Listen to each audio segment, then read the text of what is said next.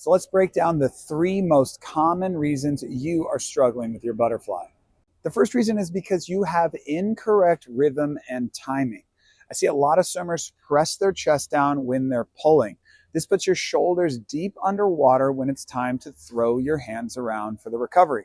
So what ends up happening is your arms drag in the water, essentially pushing you backwards. What we want to do is press our chest down when our hands enter the water out in front of our bodies. When your hands enter, your chest should be at its lowest point and your hips should be at their highest point.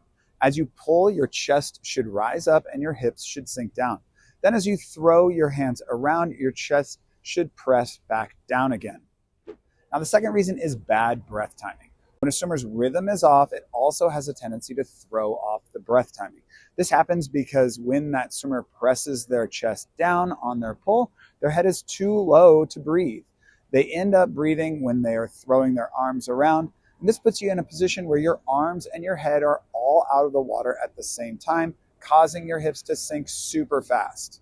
You need to try to breathe as you're pulling so you don't have your arms and your head out of the water at the same time, and you are generating some forward momentum while you're breathing. Now, the final reason you may be struggling with fly is because you may not have enough shoulder flexibility. Most people who are good at fly have pretty good shoulder flexibility.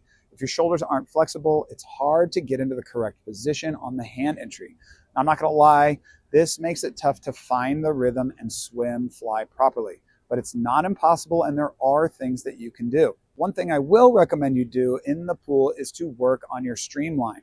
A good streamline is a great way to keep your shoulders flexible.